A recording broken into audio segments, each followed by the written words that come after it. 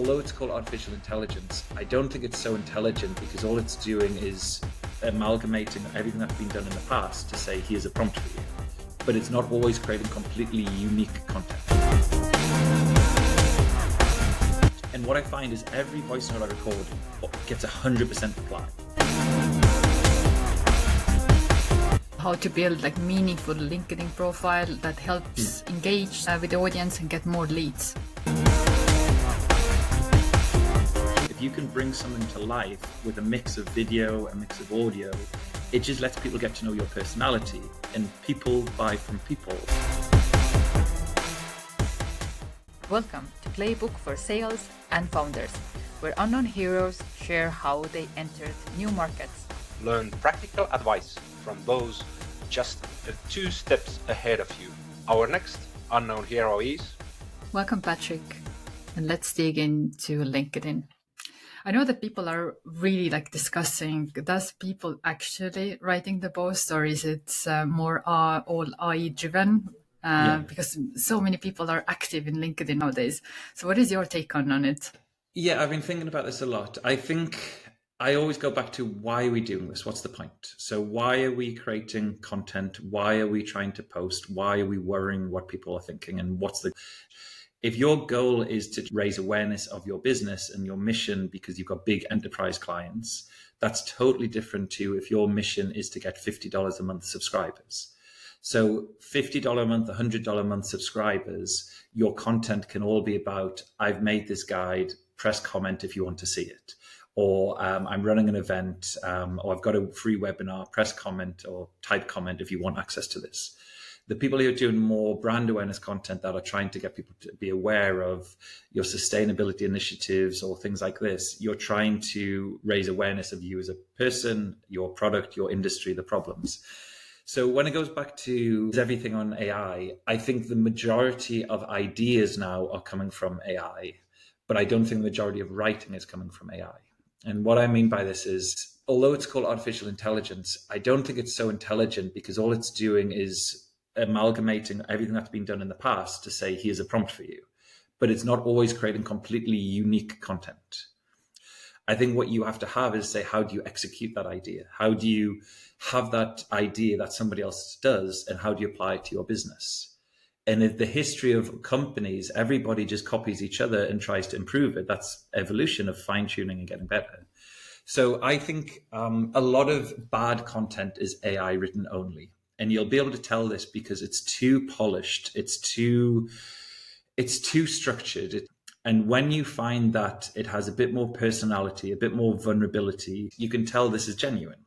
And so I don't know what the test is yet, but I can read so many posts and say they're either AI posts or they're from a pod, and I'll come back to that in a second, but they're not genuine posts or genuine comments. I don't think AI is taken over in terms of content writing. If done in the right way, AI should help you say what styles are most popular. If you look at, say, Perplexity, it's a really good prompt to say, what are the most popular trends on LinkedIn at the moment? What are the most types of styles on LinkedIn at the moment?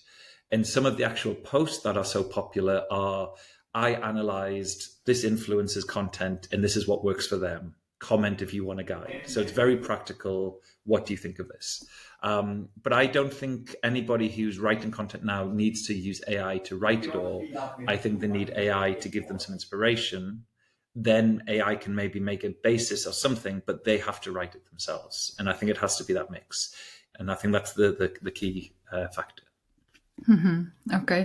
What about algorithm? I know that LinkedIn has certain algorithm. So I had an experience with one of the founder who was sharing his experience using LinkedIn. And he said that when he's posting something, then 1 hour he have to like or comment other posts. So then his post will be more on top and more viewed. But he have seen that the views have gone down if comparing 2 years ago. It's really hard to get any attraction in the post. So what is your experience on it if you compare a few years ago, and why is that?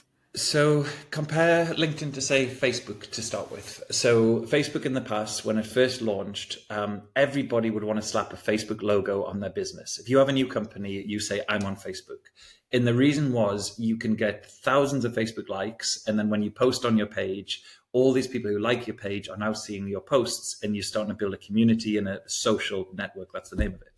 The problem, though, is as Facebook developed and as they had to now monetize more, the only way people ever see your posts is if you boost your ads. So people who have millions of Facebook likes, but none of the viewers are seeing the content, realize Facebook's a waste of time unless you pay for it, because any company, social media, has to find a way to generate revenue. And as soon as it does that, the algorithm is less viral for everybody and more viral for the ones who actually throw loads of money into it. So then if you go back to LinkedIn, it's a similar sort of thing. As LinkedIn is developing constantly, there's a way of how they fine tune the platform, how they make it more specific. And although this is a social network, I don't know what LinkedIn would call themselves, but I think they call themselves a recruiting tool. I think all their AI features are based on improving recruitment. So everything else is just noise around, can you pay for the recruiting tools to hire applicants? And so it's developed as a social media platform that was initially a database for hiring, and that's still the core of what it is. When we go back to this idea of sort of LinkedIn algorithm, we can only learn from people analyzing trends, not LinkedIn training you. So when you analyze a trend, the trend is definitely the more engagement in the first hour, the impact it has. When people are saying, I used to get way more engagement 2 years ago, my answer would just be, well, make better content. If you post 3 times a day compared to once a month, you're probably going to get more engagement because there's more to see. And so volume often beats just one post that you think is brilliant. The post that gets the most engagements are the ones that actually people like the most. And generic content gets generic results.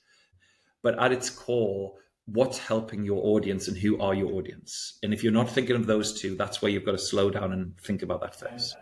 Mm-hmm. I saw one webinar about LinkedIn, and they said that at least like 30% of your posts should be more personalized, more something about your own life. So what do you think, how much we should be using LinkedIn as a personal social media platform? Because as you said, LinkedIn was meant to be like where you find a job. But now it's more like Facebook, and some people hated it, some people like it.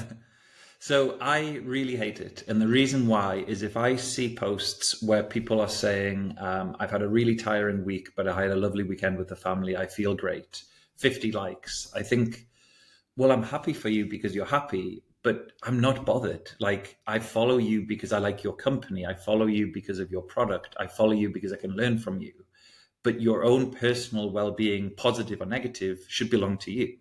The problem is when people try and leverage engagement for very personal, unless you're doing something that has an impact on business, as saying, I felt very vulnerable doing this, but I finally did it and it really boosted our sales. It sort of has a thread. But if it's just completely personal and has nothing linked to your business world, the tricky thing is, although it gets high engagement for what? So one study, somebody analyzed Alex Hormozy's, all of his posts. And what they realized is the posts that had the most engagement were the posts that were more personal, more fluffy, more about lifestyle. The posts that got the most sales were the more practical ones about business and business resources. And so the question I would say to anybody is, what are you actually posting for? So if you actually want customers, why are you posting about you've just been for a run? Because nobody's buying your product because you've just been for a run. They're buying your product because they see you as a thought leader in the space. You really know your shit. So I think if you're going to do these personal posts, it has to be a mix between, is this top of the funnel marketing, which is awareness, middle of the funnel, which is more industry education, or bottom of the funnel, which is more product specific, use our product. If it's top of the funnel and every so often you want something that the whole world is just remembering you, that's okay. But if the core of your content is being really personal and emotional, I think it's a risk. So I did a post yesterday, and it was simply a post about, I said, in the 20s, I was trying to figure out who I was. In the 30s, I was trying to help other people figure out who they are. Going into my 40s, I just want to be happy being me. That was the post. And it was just something I felt, this feels right. I just want to tell everyone. And the engagement I got was really, really high because there's a lot of the people I've connected to just saying, I just want you to be happy. Now, they're not my target audience to buy. They're a target audience that just are happy for my well-being, say, I'm happy, Pat, that you're in a good place, that's it. Something like that is a nice positive reinforcement to say, that was a nice boost. Part of a community should be you feel encouraged, you can feel you can get better. So if you ever want to do something to get a bit of a social boost, that's fine.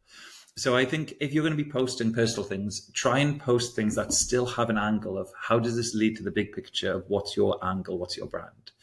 One of the best posts I saw was about somebody called founder-led sales, but they called it found her-led sales. And it was from the co-founder, like your partner, making a post about why you couldn't run the business without you. And that was really nice because it's really funny about founder instead of founder. Found her. It's still talking about the startup space, but it's about saying this is about what's going on behind the scenes. The reason my business grew was not because of the investment, it was because of the support I had from my wife. So that's a mix of something very personal, but also still on the theme of startup and business. So I think if you're going to bring something personal into your life, try and make it creative, funny, interesting, but something that still adds value that people warm to you more. I guess that would be my summary. Okay. I can see that videos are now new Yes. thing in LinkedIn. And I saw your videos. You have really high quality videos. So Thanks. what is your experience right now with those videos, posting them? So I've trained companies for many years and everything has been webinars, podcasts, that sort of thing. Once I thought, okay, I need to be more active on LinkedIn. I've got a lot to say. I want to help people. All that with a picture, though, gets much better results. So there's a direct result that people engage with you more when they feel like there's a real person there, not just information. When people's attention span is lower and you're trying to build awareness, I was thinking, actually, I'm really comfortable speaking. And a lot of the time, how I train companies is with flashcards, where on one side they have a question and the other side the problem. And so when I was in a studio recently, and we booked it out for an hour. And so I said to the person recording, here's a list of questions. Can you just ask me the question and I'll just record one take for each one and let's try it out. And what I found was it was really natural because I didn't think of the answer. I didn't think of how I'm going to frame this. I didn't think of how I act or looked. And what I found is this, the reaction to this is people have said, it looks really natural, like you're not even reading the text. I said, I'm not, it's just speaking. The weird thing is, in terms of just data, I could have one post with 4 comments, no likes, no video, and impressions wise, that might get a much bigger impressions if the people who comment on it are outside of my network or have a big audience. However, what's the impact? Somebody watching my video will learn more than somebody reading my text and commenting or something. So in terms of how can I help people and train people, video is a much better medium for me. And I'm starting to find a bit of a style that I'd rather do that than other things in terms of text. The argument I've always had, though, is be highly polished or not at all for video. Picture's a little bit different. And as long as you're smiling, any picture can be a pretty good picture, although a professional photo shoot can be good. But with video, unless it's high quality, it can look a bit try hard. And this is the problem. A lot of people will just record their screen or just an iPhone and record, or they're just at an event and record. And they try and think that because it's raw, that's going to show they're vulnerable. But if you look unprofessional, people won't sympathize and say you're giving it a good go. They'll just think you're not very good. So for video, it needs to be really high quality in terms of how it's recorded, but also how it's edited and sort of animation, that sort of thing. It's not a highly expensive thing to get professional content created. And the tool I use is called Opus, opus.pro. And this tool, you literally just put in the full link to a podcast like this, to a recording, and it just splits it all up into sections with comments on, annotations on top. So the editing of it can look really, really good, but the core of what you speak about, if you can keep it below a minute, and if you can speak clearly and you can annotate it to a little bit, also have the final slide as a call to action. If you do that, I think it's worthwhile giving it a go. I think it still should be a business environment, but I think there's huge room if you're confident speaking. So for all salespeople, I think they should be trying video a little bit like they should be looking at LinkedIn audio. The ability for people to hear you more animated and raw can get a point across. And even within LinkedIn messaging, if you can leave an audio message instead of a text reply, you'll get a much better response. So bringing it to life somehow should be the core if your remit is, I want to push my product, raise awareness of me, that sort of thing. Enjoying Playbook for Sales and Founders? Follow us on LinkedIn and join our exclusive Slack community to connect with founders and sales pros for tips and updates. I like the new feature that you can record message. Yeah. So It works well. there's a few things. So I will look at my LinkedIn inbox, and on my desktop, I'll look at it. And then on my phone, I'll have the LinkedIn app, and I'll just go through message by message and just record a voice note. And what I find is every voice note I record gets 100% reply. Because when you see a voice note, you don't know what it is. It's not, this is an audio which will be less than a minute. And what you can say in a minute, and if you were to write that, would be a huge message that people would skip. So leaving audio messages as a follow-up can be a highly impactful way. I think in terms of your posting, in terms of your follow-ups, if you can bring something to life with a mix of video, a mix of audio, it just lets people get to know your personality. And people buy from people buy from your personality. So try and get that out if you can, and if you're confident enough to do it. Yeah, as we're speaking about sales, what is your advice to the founders or salespeople how to build like meaningful LinkedIn profile that helps kind of engage with the audience and get more leads? The way I would do this would say, what are you currently doing on Tinder at the moment? I think that's my first thing. If not Tinder, what other dating apps are you using? I know not everybody's on dating apps, but the point is they get the core about how important your profile picture is. How important are some of the pictures of trying to showcase what you are as a person? How important it is to showcase your hobbies and interests for somebody to get to know you, personality, and think, I could click with you. What people don't realize is all this hard work you've done on dating profiles or different things to try and say to a stranger, get to know me for who I am. When they go on LinkedIn, their about section is, I have experience with C++ and Python. And like, that's not you, that's your skills. That's not your about section. Your about section is, I traveled to this country, I worked in this job, this is what I learned, these are my goals and ambitions, this is my hobbies. So my core thing is try and learn from what you've done in the real world of dating, of how to apply this to LinkedIn. And then if you just start from your profile from scratch, it's things like profile picture. How do you want people to perceive you? Smart, head and shoulders picture, let people see your eyes because people trust your eyes, smile a bit, and don't be too over the top that you'll scare someone away, but don't be so dull that they'll never remember you. Same as dating. So the profile picture is by far the absolute most important thing, because when you look to connect with somebody, like it or not, somebody judges you on your picture. And it's a human response of, can I trust them? Are they going to kill me? It's that sort of fight or flight. And so when you're looking through LinkedIn, people will just say, I don't like that person, simply because of how you look, and they don't know you. So people judge you on your looks. So make sure that's never a variable. So I would usually say, look professional. I know somebody turned their profile into a Simpsons style picture of how they would look, and they were a graphic designer. And that sort of fitted to say, you don't need to know me for me. You need to look at how I can design me, in that sort of angle. The other things for LinkedIn profile are credibility. So a lot of times now in LinkedIn, you can update your featured section that can include recommendations or testimonials. So if you've had somebody who said, I've worked with Pat, he's a great trainer, I want them to see that on my profile. If not, have something colorful that can drive to your website or drives to somewhere else. I'd probably say the other final main thing is your tagline. So most people either say job title, so founder at Prospect Labs, or they'll just say the impact, helping startups with sales. But they need to put it together, because when you're connecting with somebody, they need to see what's your job title, so it's credibility, what's your company name, so to get used to you, and then what's the impact. And often people don't understand impact is not what you do, it's what's going to happen if they use your product.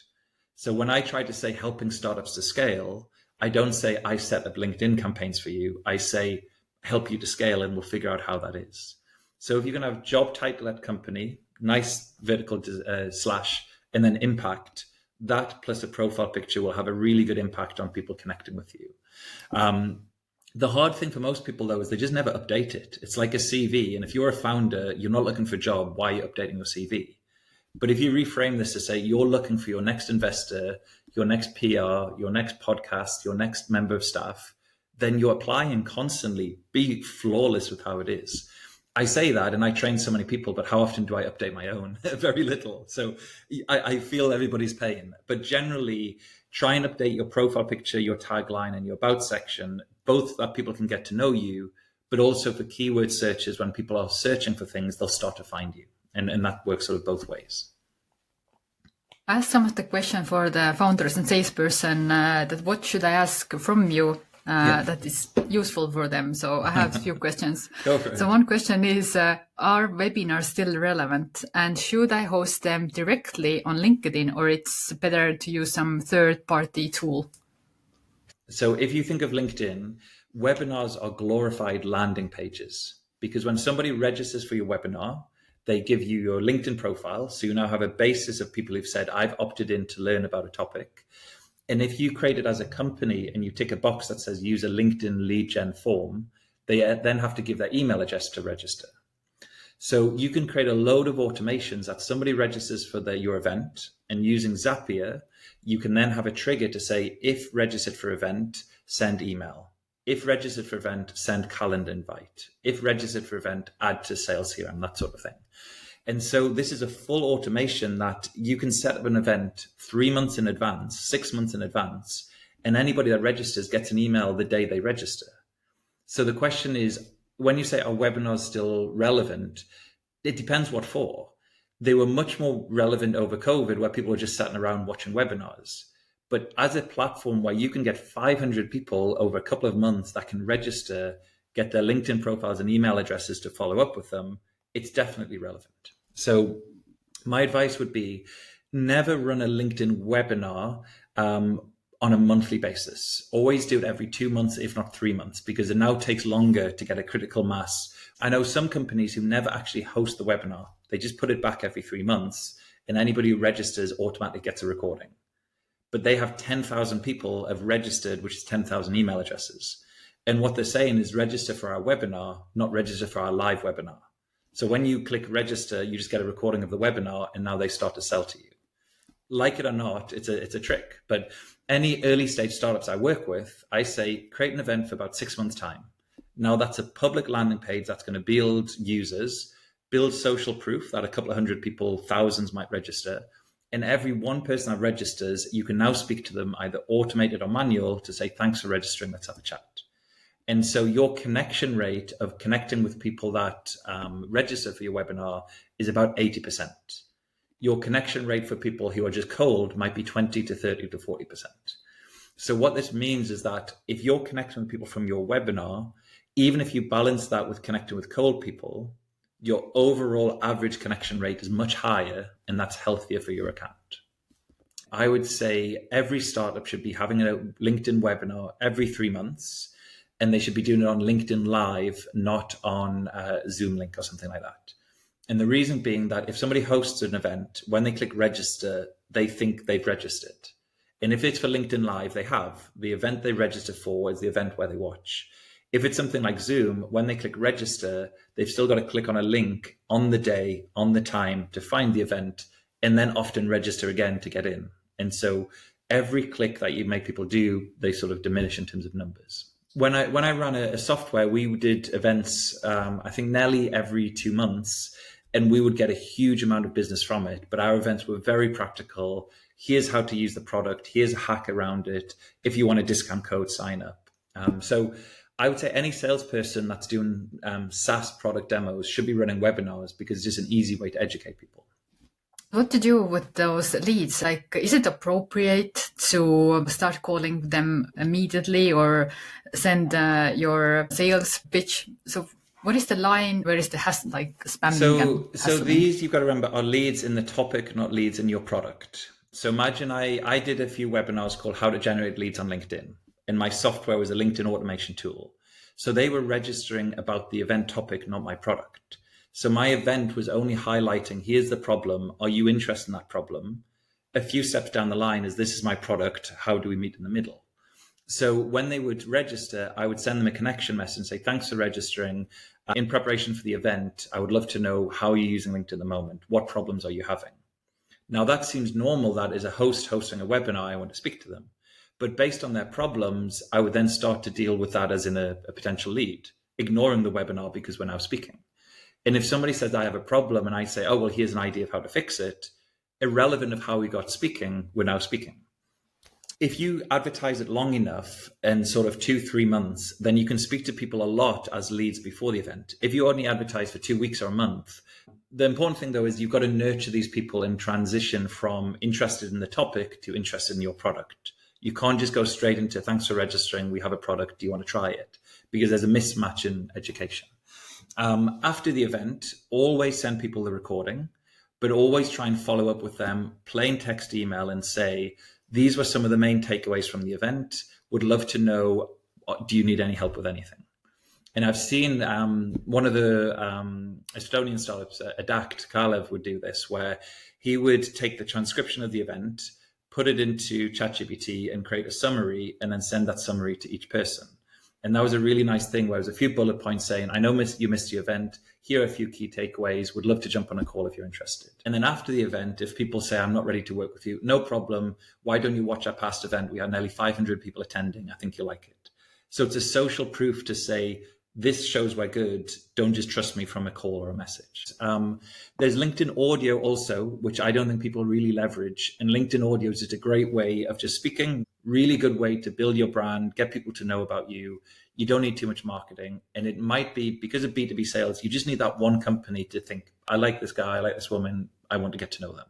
So if you're a B2B business, all of this is about just getting one person interested, then add it to your marketing stack. Okay, so next question. As a founder, how much effort should I put into my company's LinkedIn profile versus my own personal profile? And what is the right balance?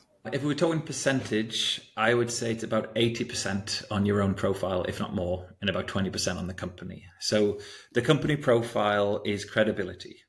If you use the company page well, there's a subsection where you can talk about products within the company. And that can be really great to showcase certain products that you want to advertise. But generally on LinkedIn, you want to talk as I, not we. So we as the company, I as the individual profile. So I would say really focus on your individual brand. And regardless if you're a founder and employee, that profile will be your best ever selling tool for probably the next 30 to 40 years of your life. It's an asset that you can bring to other companies. It's only as you start to scale as a company, the hiring, the recruitment, then your company page needs to be more active because people want to learn about that. But looking ahead to 2025, what type of content do you think performs the best in LinkedIn? It's very tricky because LinkedIn doesn't give anything away in terms of trends or new products that they're developing. I think AI is more for making it easier for people who are looking for a job to be found and people who are hiring to find them. I don't think they're going down the route of making sales easier for selling or easier for content. If LinkedIn's content all becomes powered by AI, it has no value. I think the style of post will be educational.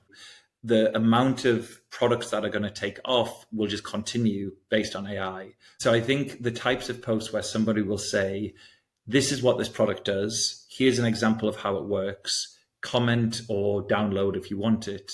There's going to be a lot of potential for just people helping other people learn how to communicate and how to keep their well-being on track, sort of thing.